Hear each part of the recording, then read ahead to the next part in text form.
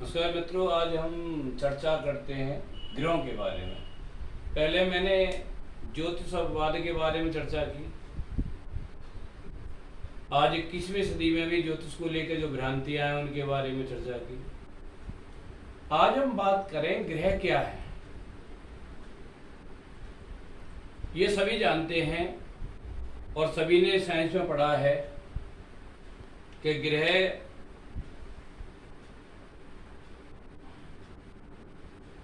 यानी ये ग्रह इनको खगोलीय पिंड है।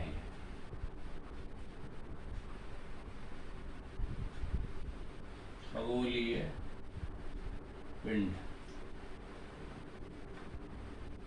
एक तो ये बात हो गई कि ग्रह क्या है, खगोलीय पिंड है।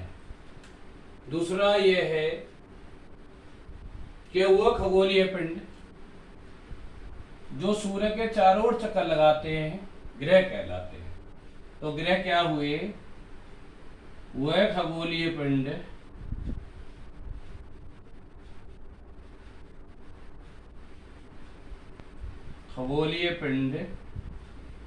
जो सूर्य के चारों ओर चक्कर लगाते हैं।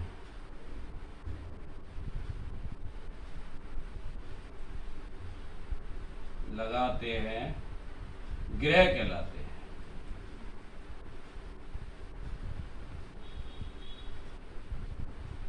यानी एक ये परिभाषा बनी कि खगोलीय पिंड ब्रह्मांड में बहुत सारे हैं, लेकिन खगोलीय पिंडों में जो खगोलीय पिंड सूर्य के चारों ओर चक्कर लगाते हैं, यह सूर्य का क्रांति पथ है, यह सूर्य है। इस क्रांति पथ में जो ग्रह खगोलीय पिंड सूर्य के चारों ओर चक्कर लगाते हैं उन्हें ग्रह कहते हैं। अब बात यह है कि ये क्रांतीय पथ जो मैंने आपको दर्शाया रूप में, ये सूर्य से भी कई गुना ज्यादा बड़ा है। इसमें अनेक पृथ्वियां हैं, अनेक ग्रह हैं। तो इतना विशाल होता है कि इसमें जो ग्रह हैं, खगोलीय पिंड हैं, वो अपनी दो अवस्था में चक्कर लगाते हैं। एक ग्रहों की अवस्था होती है, उसे कहते हैं दैनिक गति, यानी एक होती है वार्षिक गति। तो यही बात समझने की है कि दैनिक गति क्या है और वार्षिक गति क्या है, जिसके आधार पर दिन और रात होते हैं, पृथ्वी पर ऋतुएं आती है। तो जो दैनिक गति है, यानी दो तरह की ग्रहों की गति जो होती है वो दो प्रकार की होती है।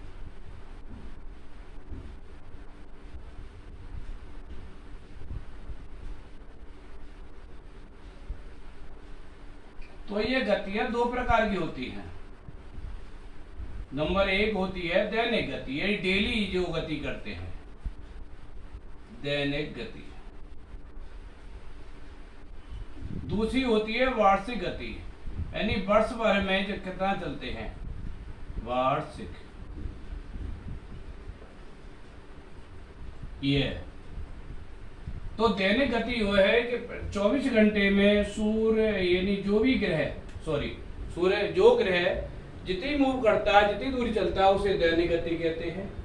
उसी गति के अनुसार एक वर्ष में कोई ग्रह जितनी गति तय करता है इस क्रांति पथ में, उसे उसकी वार्षिक गति कहते हैं। तो ये ग्रहों की गतियां हैं। इसके कारण दैनिक गति के कारण हमारी पृथ्वी पर ऋतु बनती हैं, और ऋतु बनने के कारण अनेक प्रकार के मौसम परिवर्तन होते हैं, उनके हमारे जीवन में प्रभाव पड़ते हैं।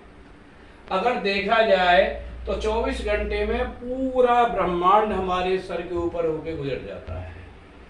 इसलिए 24 घंटे में जो पूरा ब्रह्मांड रहता है, यानी 12 राशियां गुजरती हैं, 9 ग्रह सर से ऊपर गुजर जाते हैं। तो हमारे जो स्थिरता है पृथ्वी जिस बिंदु पर हम खड़े हुए हैं, उसका कोई प्रश्न नहीं उठता है। इसलिए ब्रह्मांड में कोई स्थिरता न होने के कारण हर क्षण परिवर्तन रहते हैं। विचार करें, आप सोचें इस बात के लिए कि ज्योतिष वो विज्ञान है जो हर पल में होने वाले अंतरों की गणना करता है, उसे ज्योतिष कहते हैं।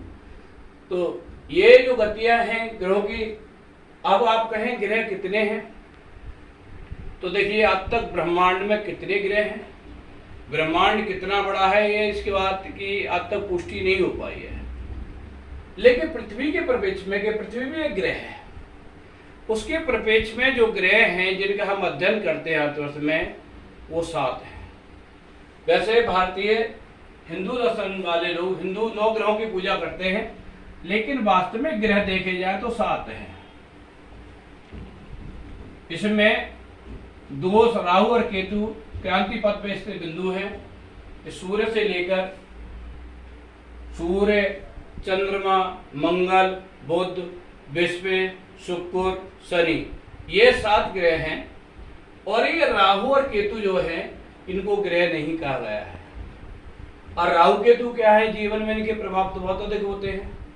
तो राहु और केतु सूर्य के क्रांति पथ पर 2 बिंदु हैं, एक का नाम राहु है, दूसरे का नाम केतु है। ये क्रांति पथ सूर्य का जो है ये भी अपने में अब स्थिर नहीं है, ये खिसकता रहता है। मैं आपको एक और बात बताऊं कि जैसे पृथ्वी और आकाश के बीच में गुरुत्वाकर्षण बल है, जिससे कि एक दूरी बनी रहती है, ऐसे ही हर खगोलीय पिंड परस्पर बराबर दूरी पर क्रांति पथ में गति करते हैं अपनी स्थिति में। उन 2 सभी ग्रहों के बीच में एक परस्पर दूरी बनी हुई है, जैसे पृथ्वी और आकाश के बीच में, ऐसे ही हर ग्रह के बीच में एक दूरी बनी हुई है। और दूरी को बरकरार करते हुए अपनी दैनिक गति के द्वारा वो क्रांति पथ में घूमते घूमते घूमते घूमते एक बार से परिक्रमा करते रहते हैं। तो ये ध्यान रहे कि हर ग्रहों के परस्पर जो दूरी है वो एक यानी मैग्नेट पावर के द्वारा, गुरुत्वाकर्षण बल के द्वारा एक दूसरे से बंधे हुए हैं और एक बिंदु पर, स्थिरता पर वो गति करते रहते हैं। अब इसमें राहु और केतु जो हिंदू ज्योतिष के अनुसार तो दानव है, जिसने समुद्र मंथन के समय निकलने वाले अमृत को देवताओं की पंक्तियों में बैठ कर ग्रहण कर लिया था और भगवान विष्णु ने उसका सर काट दिया था। उस सर का नाम राहु पड़ा और धड़ का नाम केतु पड़ा। लेकिन विज्ञान के अनुसार सूर्य के क्रांति पथ में 2 बिंदु है, एक का नाम राहु और एक का नाम केतु है। ये सूर्य भी गतिमान है और ये क्रांति पथ भी गतिमान है, इसलिए सब खिसकते रहते हैं। खिसकने के कारण सूर्य के क्रांति पथ पर जो बिंदु राहु और केतु है वे भी परस्पर आपस में खिसकते रहते हैं और खिसकने के कारण इसका पृथ्वी पर असर पड़ता है और पृथ्वी पर असर पड़ने के कारण हमारे जीवन में भी असर पड़ता है। और ये एक बात और बताऊं कि सूर्य की ग्रहों की जो गति है 2 प्रकार की होती है। ग्रहों की जो गति है 2 प्रकार की होती है।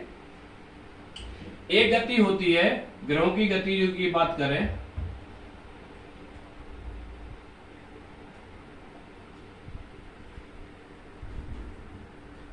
एक गति जो होती है मार्गी गति होती है।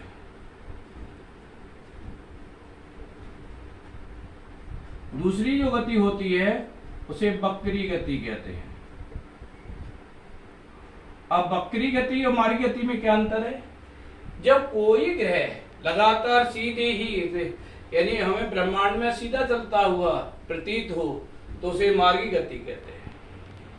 वक्री गति क्या है? कोई ग्रह अपने पथ पर पीछे को चलता हुआ प्रतीत हो उसे वक्री गति कहते हैं। सूर्य और चंद्रमा 2 ऐसे ग्रह हैं जो हमेशा मार्गी गति से चलते हुए प्रतीत होते हैं। बाकी अन्य ग्रह जैसे मंगल है, बुध है, गुरु है, शनि है, कभी वक्री होते हैं कभी मार्गी होते हैं। लेकिन राहु और केतु 2 ग्रह ये इनका जीवन में बहुत बड़ा प्रभाव है। उसका कारण यह है कि हमेशा ये वक्री गति से चलते हैं, यानी उल्टी चाल से ही चलते हैं। इसलिए इनके दैनिक प्रभाव, गोचर के प्रभाव, दशा के प्रभाव बहुत ज्यादा प्रभावशाली होते हैं। और इनकी दशाएं जब आती हैं तो व्यक्ति को या तो आसमान पर बैठा देती है या पृथ्वी पर लाकर रख देती है, यानी बहुत ज्यादा प्रभावशाली होते हैं। और ये ज्योतिष की मान्यता है कि वक्री गति से जब ग्रह चलते हुए प्रतीत होते हैं तो उनके जो प्रभाव हैं अधिक बढ़ जाते हैं।